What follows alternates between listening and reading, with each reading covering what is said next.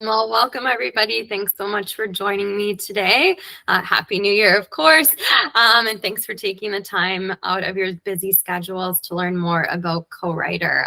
So I am Michelle. I'm your customer success executive here, which is a really fancy phrase for I'm your go-to person for product knowledge, training such as this.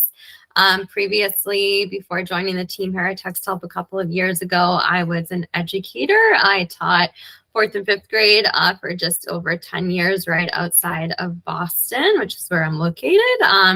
So really do appreciate the time, and I hope you walk away with a great idea of how to use Co-Writer with your ELA students. EAL. ELA is English Language Arts, EAL. During our time together, we will be taking a look at Co-Writer in detail. We're a really small group, so feel free, like if you have any questions or need any resources to just unmute, or you could raise a digital hand, whatever works for you works for me. I will stop periodically as well to ask for questions. So at any point, just feel free to pipe up, because I do want you to walk away with a great idea of how Co-Writer will support you. So in terms of Co-Writer, when we think of it, I know you all have Read and Write. This is a separate tool, of course, and at its core, it's a writing support software, and where it really is the strongest is its word prediction software that's built right in. That's really what Co-Writer is known best for. That's where we'll start our exploration of this tool together. But in terms of Co-Writer, it's really going to support the learners you're working with anywhere on the web where there is a blinking cursor inside of a text box. So if you think of like a Google Doc, emails, perhaps your online LMSs or online curriculum, if there's a box with a blinking cursor, Co-Writer is going to support them there. And it does that with that word prediction, but we'll also take a look at the topic dictionaries that are built right in, really help to support robust language that in content-specific writing. It does have speech to text as well, which I know Read and Write does, but I do have to give Co-Writer credit that their speech to text is somehow even better. It picks up very accurately what your students are saying. Somebody at the beginning of the session did hint towards how they are actually able to dictate in their native language and have it scribed for them in English, which is really, really neat. So we'll take a look at that in action. And then, of course, there is another translation piece as well. They could actually be typing in their native language, and it will give them a nudge toward the English word as well. So just a quick preview of sort of what's to come, but we'll dive right into seeing Co-Writer in action now. So for this training today, we're really just going to look at how it works within a Google Doc. But if you do have students that are working in like Office 365 online or anything, it will behave extremely similar, basically identically. So we'll just focus on a Google Doc for today. So I have the Co-Writer extension pinned to my browser up here. It basically looks like a thought bubble. And when I click on it, it's going to ask me if I want to toggle Co-Writer on. So it's a quick toggle. You just click the button and it will toggle for you. And now you can see that I do have Co-Writer activated. The way you know that is that Co-Writer box has popped up. So right away, we're just going to sort of dive into that word prediction, flexible spelling piece. Then we'll take a step back to look at the ways that you can customize how Co-Writer behaves. But with this word prediction / allowing for flexible spelling, it's really going to help any of your struggling writers. If you have students who are phonetic, inventive spellers, you know, they're trying their best to sound out these words in English, but they might be substituting letters in words or reversing them or omitting them altogether. All of that Co-Writer can work with. It's a very responsive software, and it will look at what they're putting out and give them nudges toward the words that make the most sense. So you'll see here that right off the bat, it's generated some like pretty common sentence starters.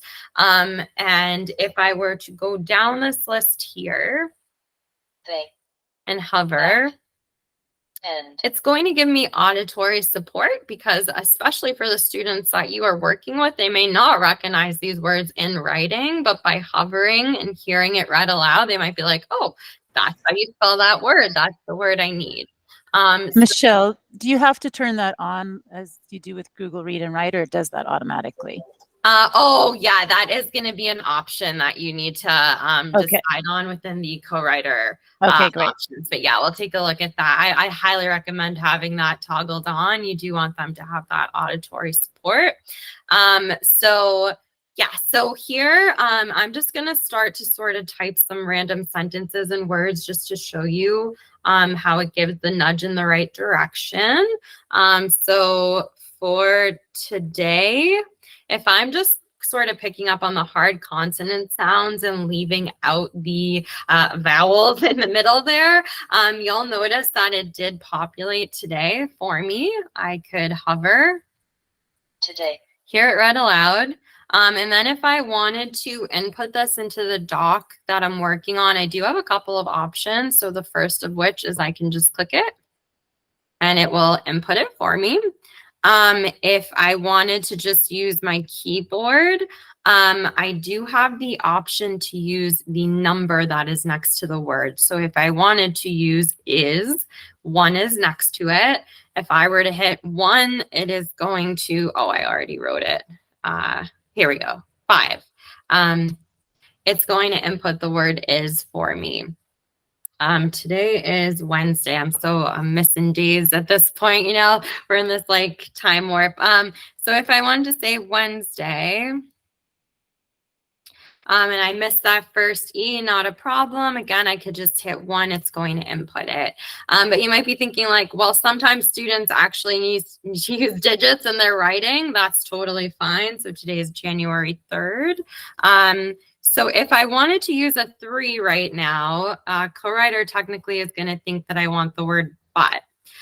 But if I go back and come to this, the 3 digits in the bottom corner here that say 1, 2, 3, when I click on that, that allows me to input digits within my writing. Again, I could just type them or I could click them. 3, 2. And then when I want to go back to letters, I can just hit ABC.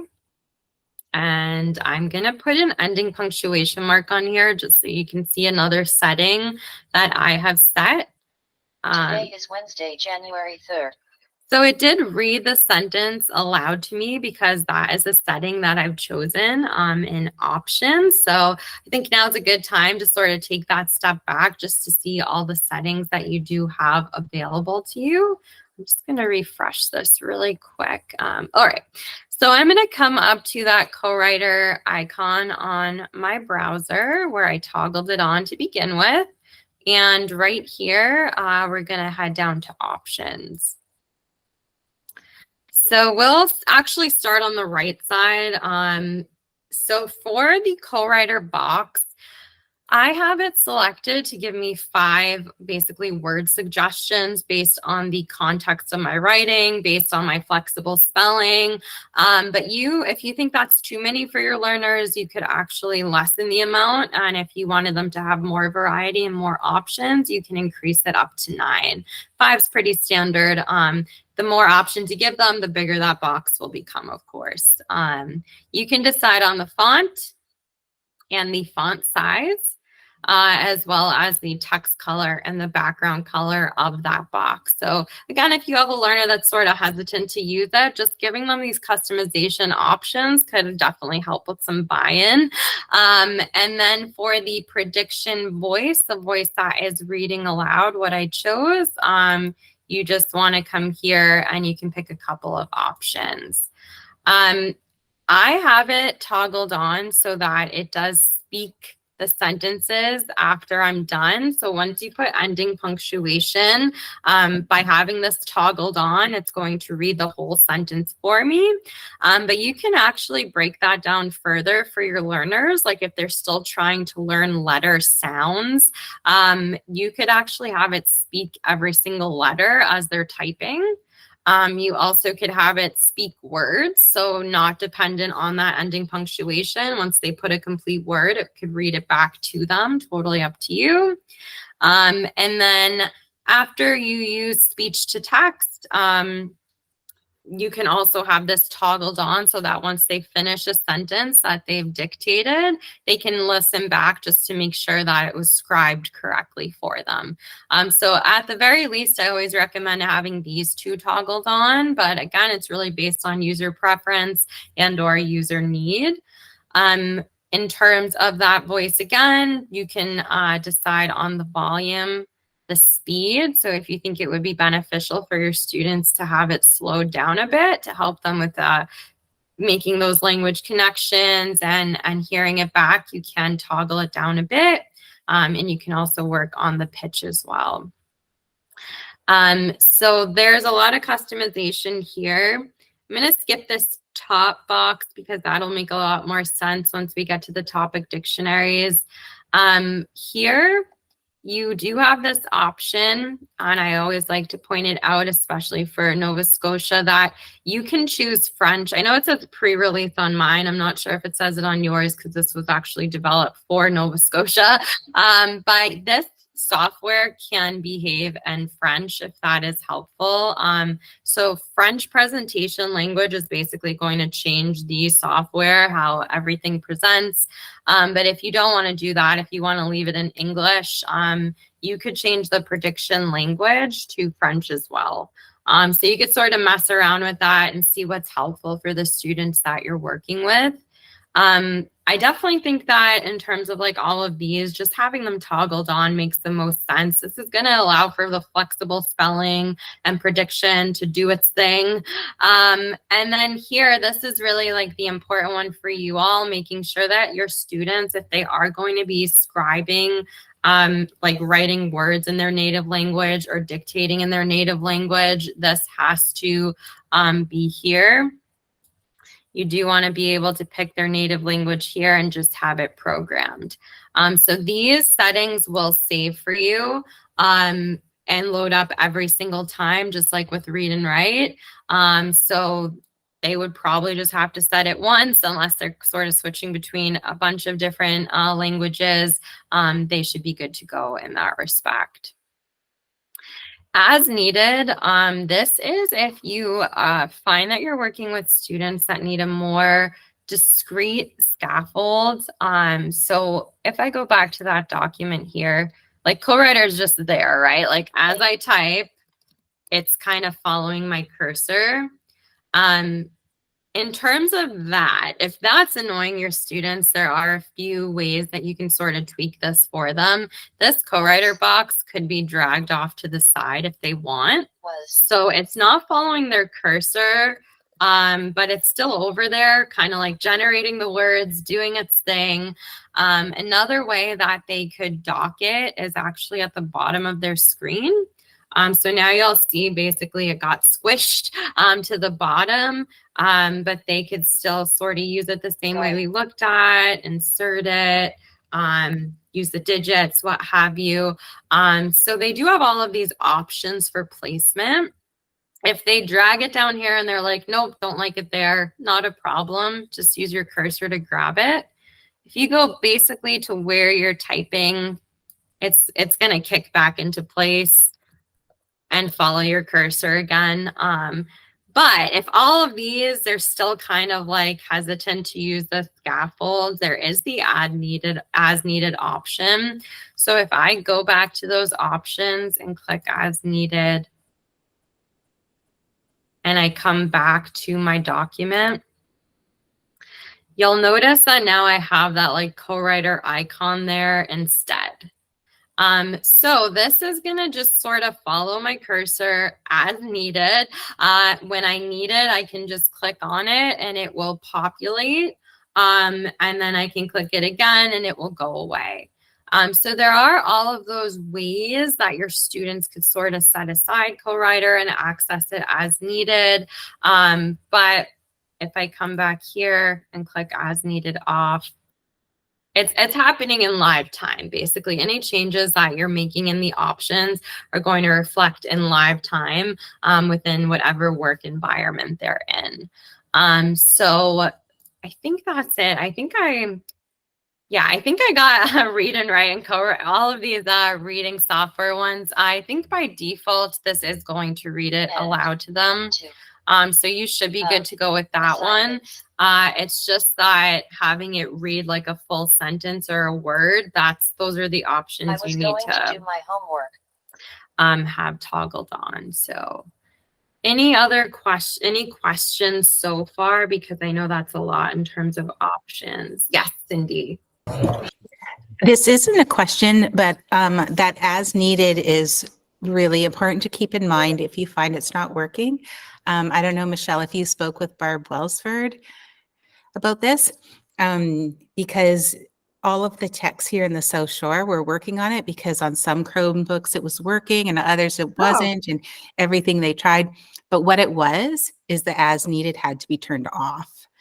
And so it was just one of those things that nobody figured out, and they're like, oh, well, it doesn't work on this Chromebook's too old. But it wasn't. It was that as needed. So if it's not working and if it's not popping up, that would be the first thing to check.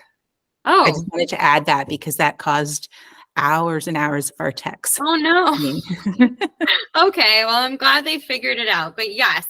So if you're seeing just like a speech bubble and not seeing the box, probably as needed is toggled on. I do like that feature. I do like that feature because I do find some of my students find that gets in the way in Google Read and Write. Mm-hmm. So that's good.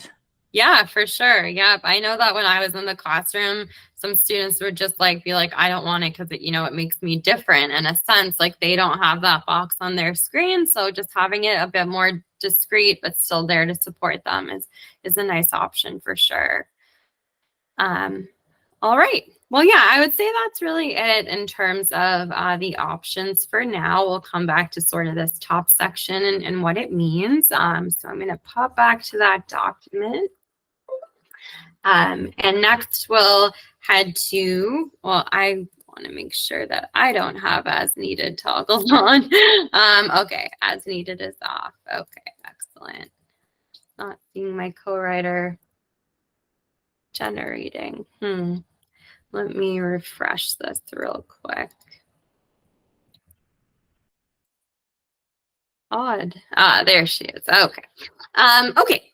So we're gonna head to this middle button here. And there's really not much in terms of this co-writer box, but if you're ever not sure what something is, it's just like with read and write. If you hover, it's going to generate a quick label for you. So this middle box here says manage topics. So if you are working with students who are doing very content specific work, that can be really mentally taxing for any student, but especially students whose first language is not English, right? We're calling these very rich vocabulary words, specific vocabulary words. This is where this tool could really come in clutch. It narrows the scope for them, giving focus to specific keywords for a given topic that they might be getting asked to work with. So there are a few ways to use topic dictionaries.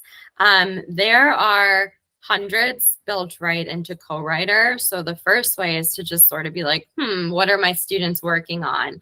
You'll see a few that I've checked off here, but if they were writing a paper on Albert Einstein, you could encourage them to either type Albert Einstein. This will generate all of the topic dictionaries that are either built into co-writer or that co-writer integrates with from the web.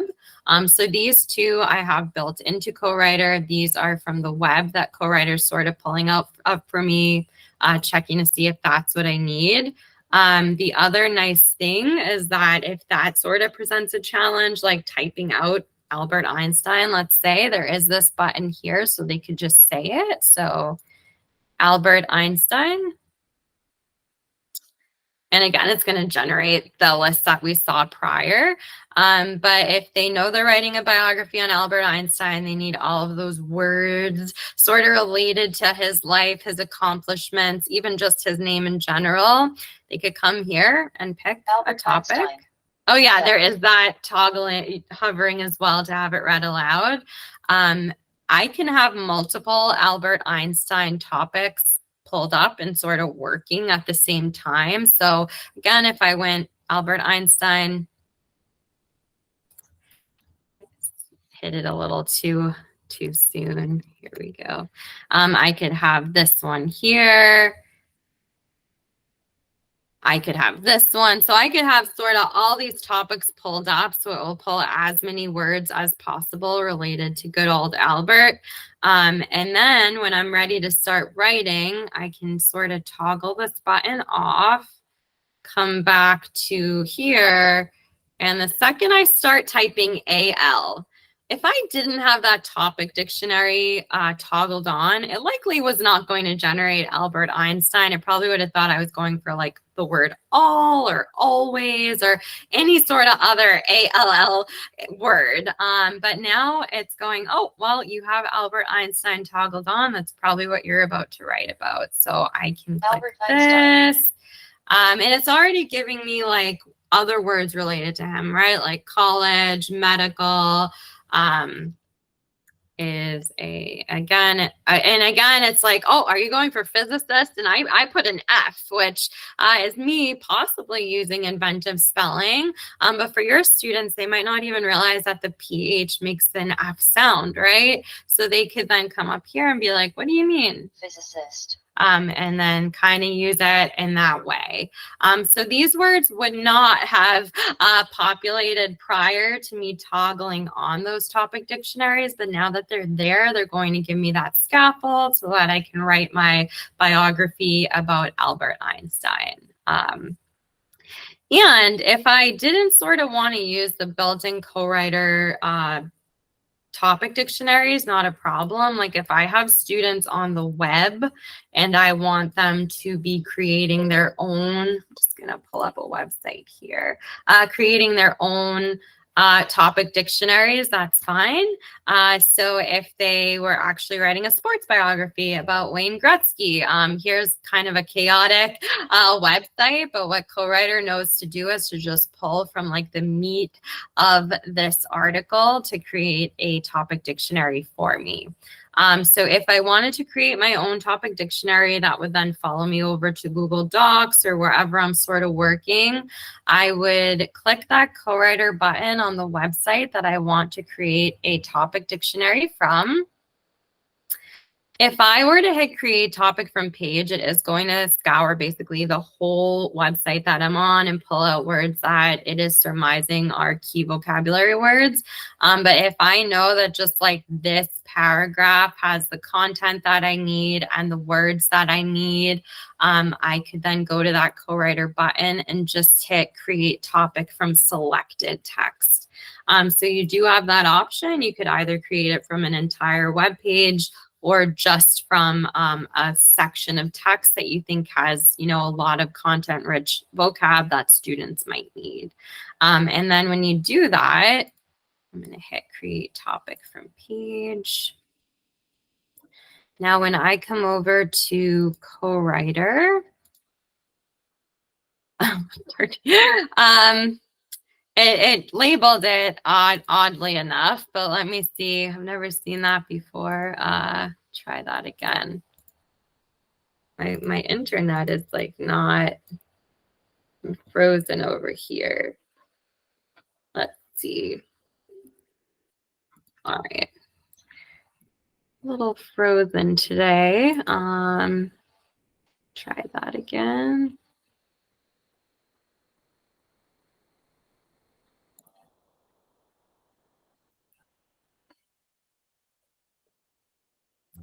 All right, and it's just on calling it that. Typically, it says Wayne Gretzky, but it's a coupon off of Colgate. This might be a glitch that popped up over break, but this is the new topic that I created. It's going to automatically toggle it on over here. So you'll see that these other ones that I had toggled on before are still toggled on, which means technically it's going to still be generating Albert Einstein specific words. So you do just want to remind students that as they're moving between topics and content to toggle off the previous ones. But being able to have multiple ones toggled on is nice because if they're doing like a compare and contrast essay, they could easily have, you know, one about insects and one about arachnids or whatever the topics are. They could have those toggled on at the same time. So yeah, you could use the topic dictionaries built right in, or you could go to the web and create your own. So any questions about the topic dictionaries or comments? Let me just try this one really quick so you can see that it does generate.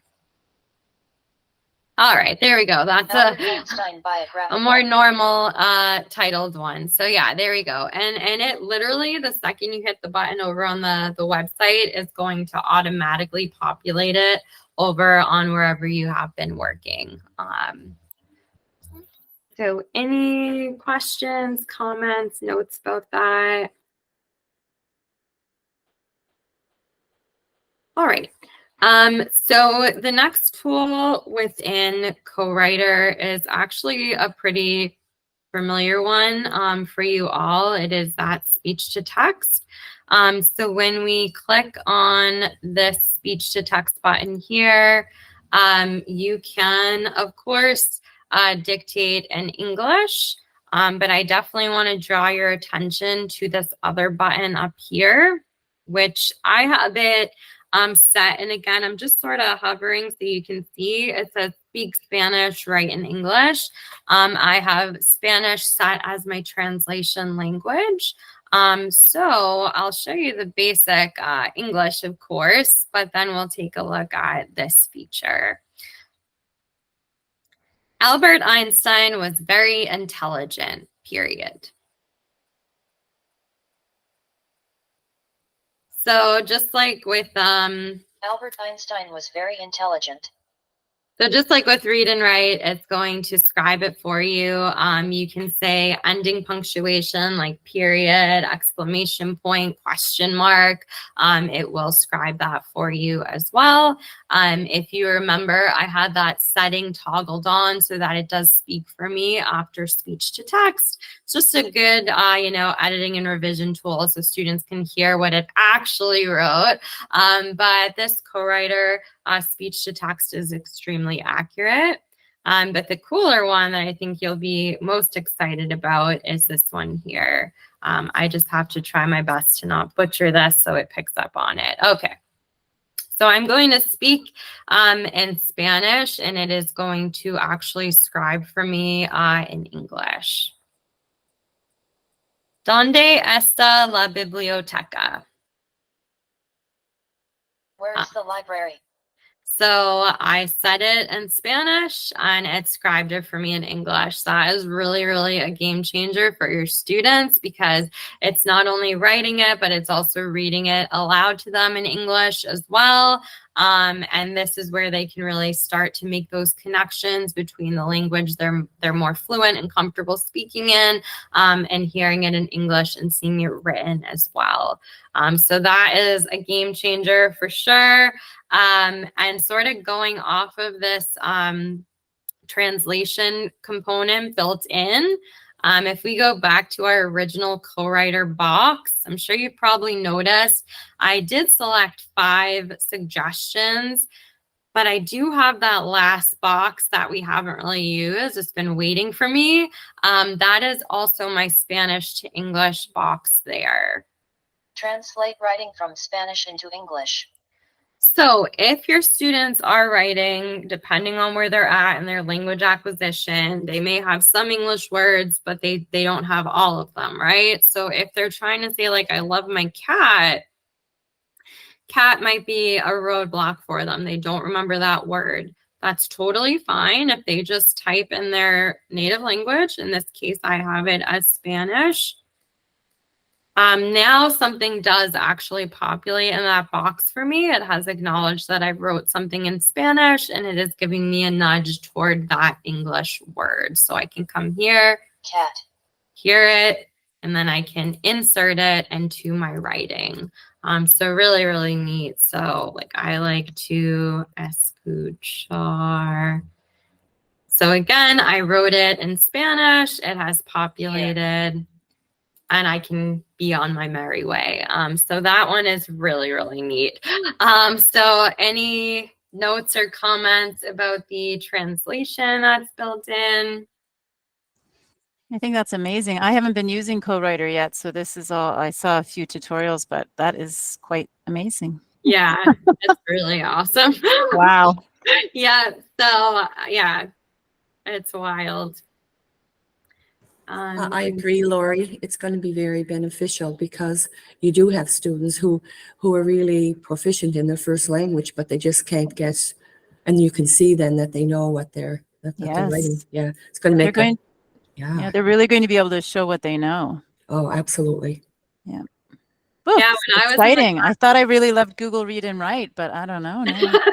Yeah, I think that this definitely is a good companion to Google Read and Write, but I do agree. Like I worked in a school with a large ELL population. That's what we said. And I would allow them to like write in their native language, and then they would like copy it into Google Translate and then copy the translated version into a doc for me. And Google Translate wasn't always so accurate. So this really removes some of those extra steps and the roadblocks that they face, just sort of say it or type it, and Co-Writer has your back. So yeah, I think it also might allow them to do less of the like translate a whole thing, but maybe play with both languages a little bit more. Sure. I really like that. Yeah. Yeah, because they could feel confident and excited, like, oh, well, I do know that word in English, but I don't know these words, and that's okay. Like they could just sort of like intermingle, like you said, which was a game changer for sure.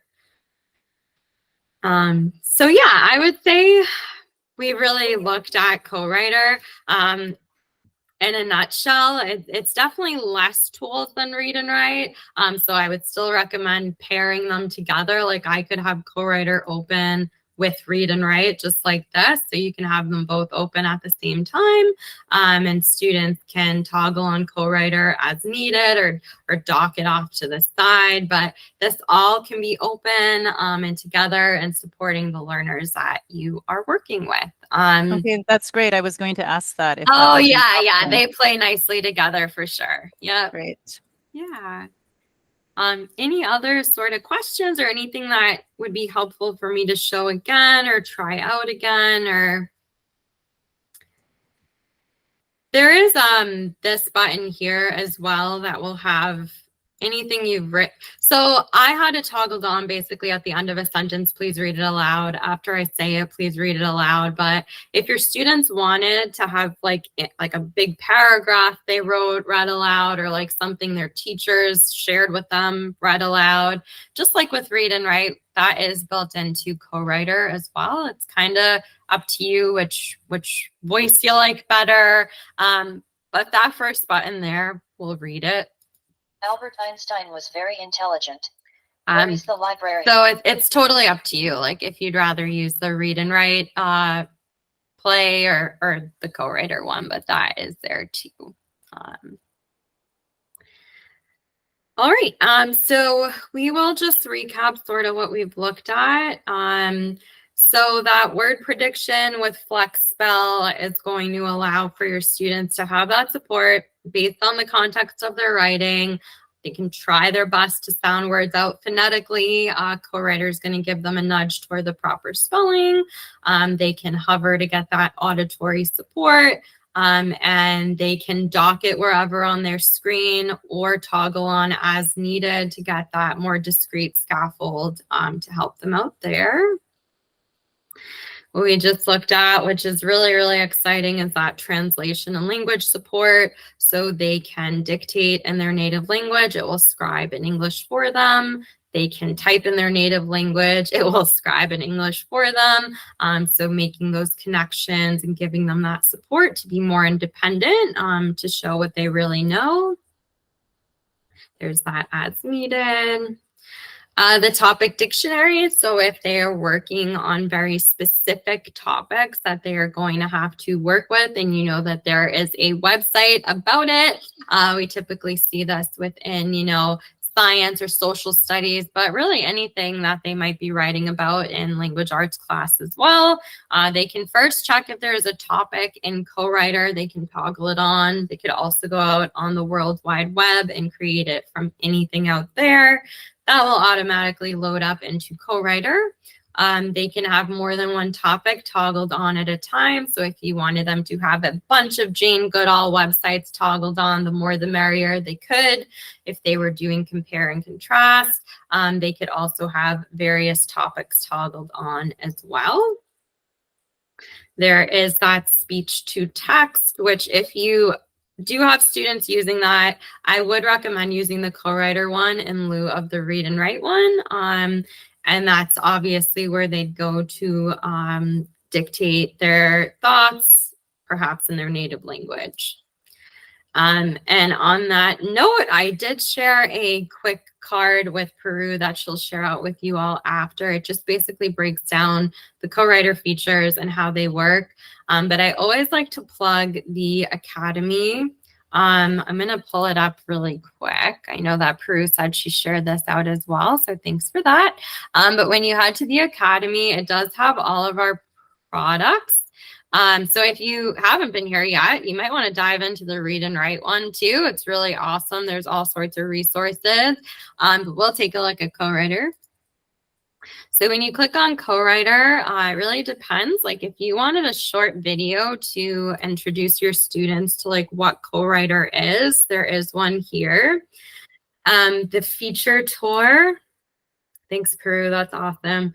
So these are like quick, really short videos that break down a few of the features within Co-Writer. So again, this might be helpful to just show students or show your colleagues. We do have learning resources here as well that you might find to be helpful. This is where that quick reference card lives. But Peru is a great resource. I'm also here if you want to just contact me directly. This is my email address. So if you're trying this out with learners, if you run into any technical difficulties, such as I did today, feel free to shoot me an email. I can check if there's sort of a bug behind the scenes, or if you ever need more resources or just advice on how the tools work, feel free to reach out. I'd actually love to hear how these tools were received by your students, any successes you've had. So definitely don't be strangers. But on that note, I'll sort of open up the floor if there are any questions. Again, if you want me to show anything, that's what I'm here for.